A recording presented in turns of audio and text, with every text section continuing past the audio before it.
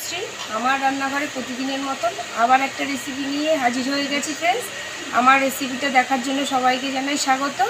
আপনারা কেমন আছেন? আশা করি আপনারা ভালো আছেন। আপনাদের ভালোবাসায় আমরাও ভালো আছি। আজকে রেসিপিটা হচ্ছে দই চিংড়ি এঁচুড়। তার জন্য আমার কি কি লাগবে দেখুন ফ্রেন্ডস। আমি এঁচুড়গুলোকে কেটে ধুয়ে অল্প একটুখানি জল দিয়ে প্রেসার কুকারে দিয়ে রেখেছি।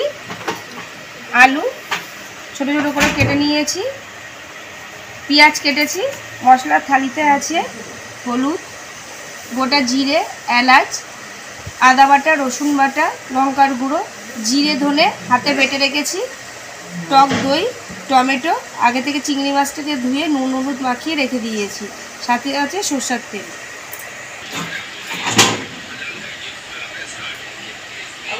এঁচড়ের মধ্যে একটু নুন দিয়ে দেবো যাতে ভালো সেদ্ধটা হয়।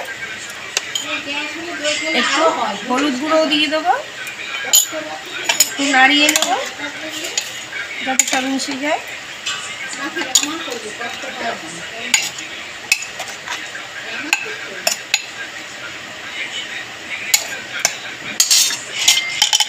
ঢাকনাটা আটকিয়ে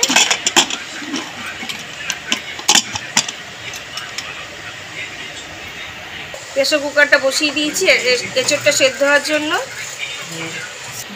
প্রেসার কুকারে এঁচড়টা সেদ্ধ করে জলটা ঝরিয়ে নিয়েছি। এদিকে আমি গ্যাসে খালি কড়াই বসিয়ে দিয়েছি।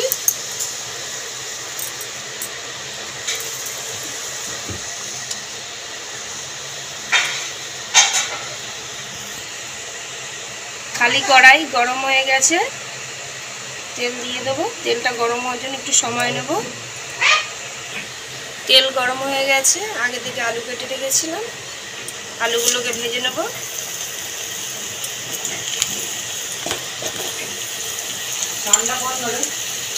একটু নুন, একটু হলুদ দিয়ে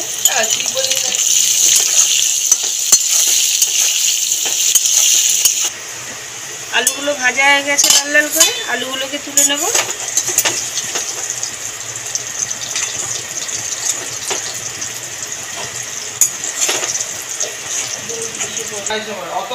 আলু ভাজা গরম তেলের মধ্যে আগে থেকে এঁচড় সিদ্ধ করে রেখেছিলাম নুন হলুদ দিয়ে, সেটাকে একটুখানি নেড়ে ছেড়ে ভেজে নেব।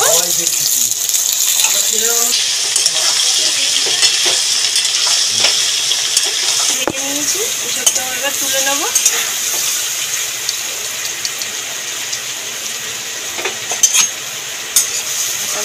পরে না নিয়েছি সুবিধা। ফোড়ন দিয়ে দেবো গরম তেলের মধ্যে, এলাচ আর গোটা জিরে, ফোড়নটা ভেজে নেব।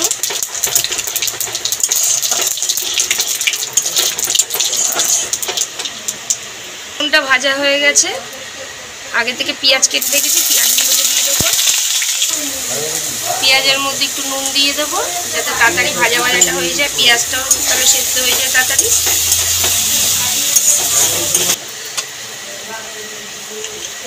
পেঁয়াজ ভাজতে ভাজতে আমি রসুন বাটাটাও দিয়ে দিলাম, রসুনটাও পেঁয়াজের সাথে ভেজে নেব।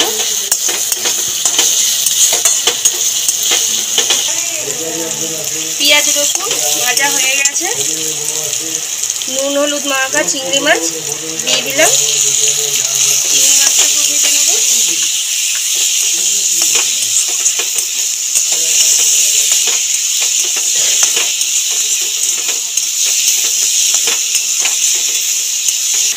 চিংড়ি মাছটা ভাজা হয়ে গেছে, আগে থেকে আদা বেটে রেখেছিলাম, আদাটাও দিয়ে দেবো।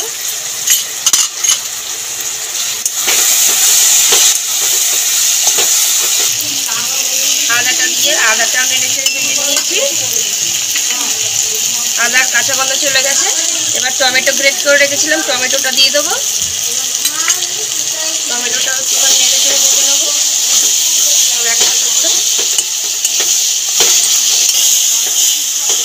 টমেটোটা ভাজা ভাজা হয়ে গেছে, টমেটোর গন্ধ চলে গেছে। এবার আগে মশলা বেটে রেখেছিলাম জিরে আর ধনে হাতে, মশলা বাটাটা দিয়ে দিলাম। হলুদ দিয়ে দেবো,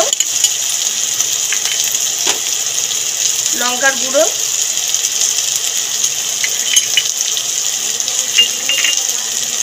এর মধ্যে একটুখানি জল দিয়ে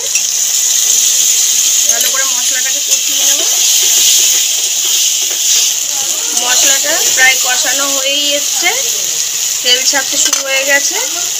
আগে দিয়ে টক দইটাকে আমি একটু চামচ দিয়ে ভালো করে ফেটিয়ে নিয়েছি। টক দইটা দিয়ে দেবো।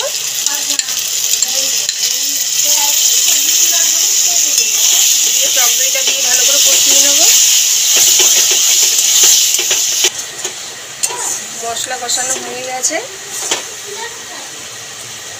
খুব সুন্দর মশলার একটা কালারও এসছে। আগে থেকে আলু ভেজে রেখেছিলাম, আলুটাও দিয়ে দেবো, তার সাথে ইঁচড়টাও দিয়ে দেবো। এঁচড়, আলু, মশলা, চিংড়ি মাছ সব একসাথে কষিয়ে নেব। কড়াইটা ছোট হয়ে গেছে মনে হচ্ছে আমার। ইঁচড়, আলু সব একসাথে ভালো করে কষিয়ে নিয়েছি। এবার আমি পরিমাণ মতন জল দিয়ে দেবো। যেহেতু কষা কষা করবো, খুব একটা জল দেবো না। একটু নাড়িয়ে নেব। পরিমাণ মতন জল দিয়ে দিয়েছি। জলটা একটুখানি ফুটতে সময় দেব। স্বাদ মতন আমি একটু নুন দিয়ে দেবো।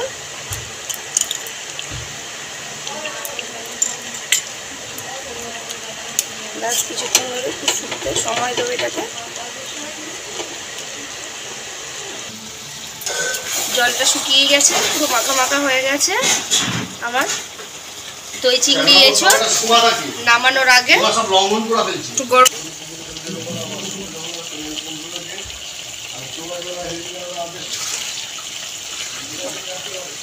পুরো মনে হচ্ছে খাসির মাংস, তাহলে বলে কেন গাছ কাটা।